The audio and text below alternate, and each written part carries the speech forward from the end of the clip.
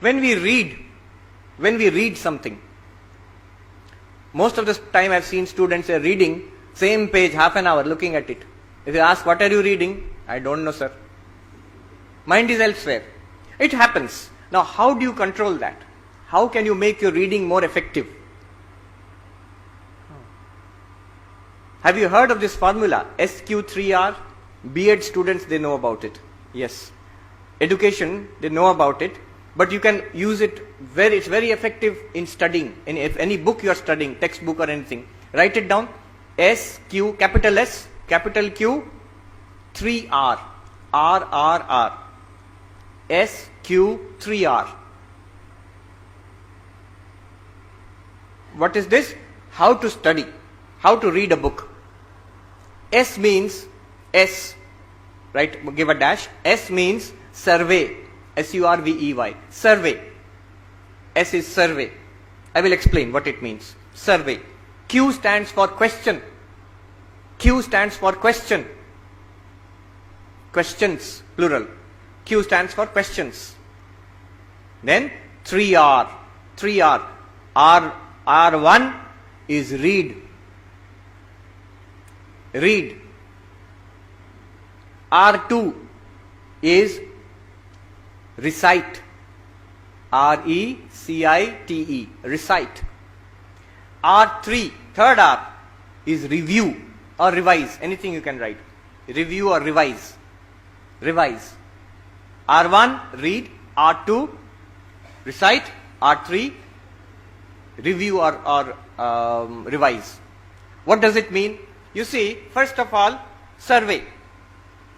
Normally when we start any book, history or commerce or any physics book, what we do is we start at the first page, chapter 1, first page, and then we start reading one after another.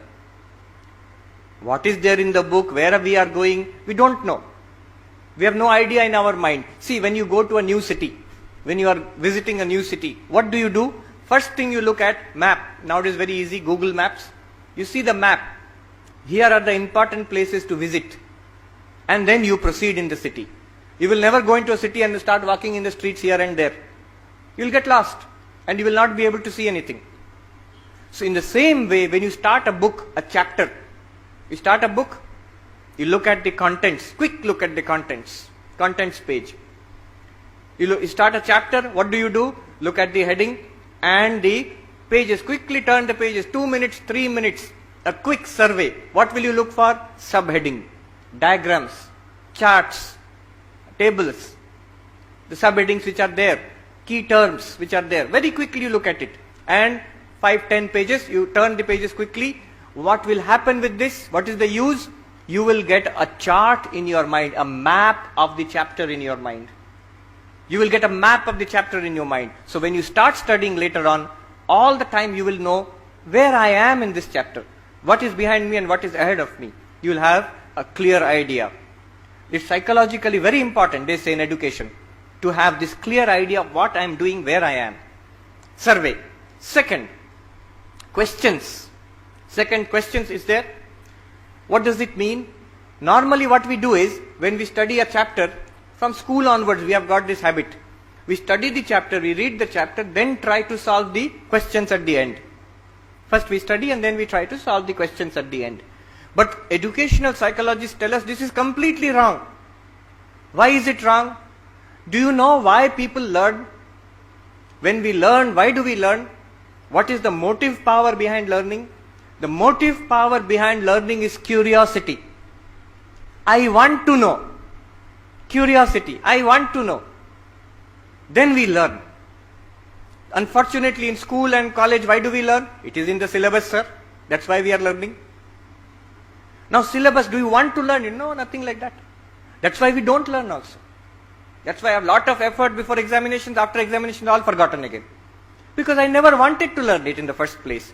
Now, how can you create that sense of curiosity? Educational psychologists say, whatever subject you are studying, it may be math, physics, history, commerce, whatever. First you go to the questions. First you go to the questions. Look at the questions, at least 5-10 questions. Keep them, they say write it down or you need not write it down, keep it in your mind. When you will start reading, what will happen is, the questions are in your mind. Now you are not reading mechanically. You are discovering. You are seeking the answers. You are curious. You want to know the answers to those questions. So when you are reading, then you find, oh, here is the answer to that question. Oh, here is the answer to that question. Oh, I did not find the answer to the third question. You are seeking. That's a much more powerful psychological mode of learning than simply turning the pages one after another.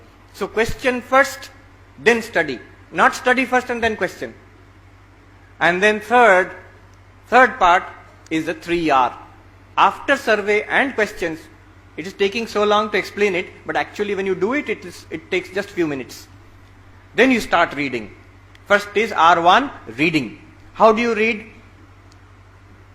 Do we have to learn how to read also? Yes, you have to learn how to read. Active reading. There is something called active reading. What is active reading?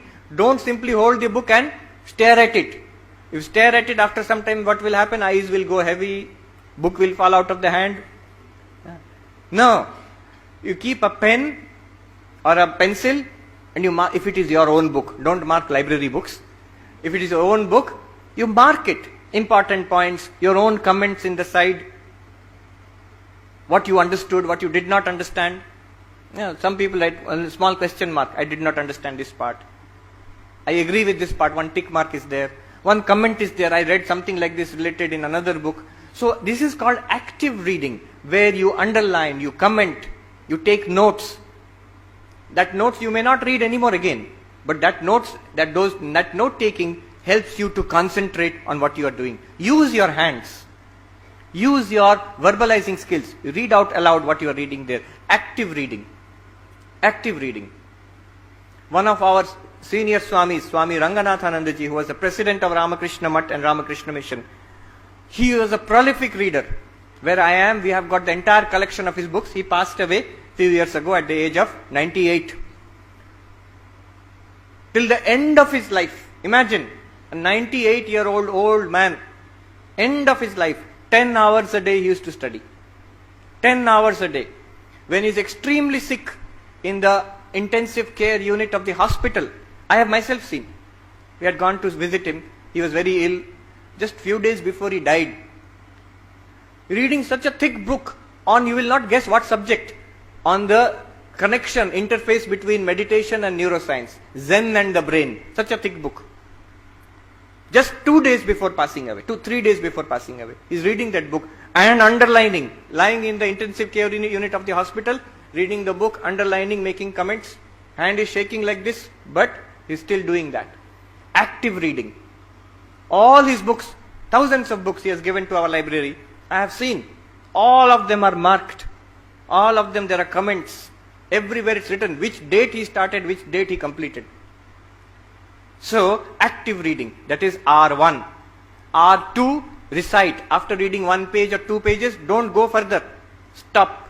Mentally you recite. Not like a poem. Just mentally recite the main points. You may feel I am understanding. When you try to recite by covering the book, you will find 1 or 2 places you have got doubts. You don't remember or you don't understand. You have to go back there and take a look. That is called revise, R3. R3, revise. So this is SQ3R. Survey, question, read, revise, read, recite and revise. This is just one technique how to improve our thinking, our studying skills. Many other things are there.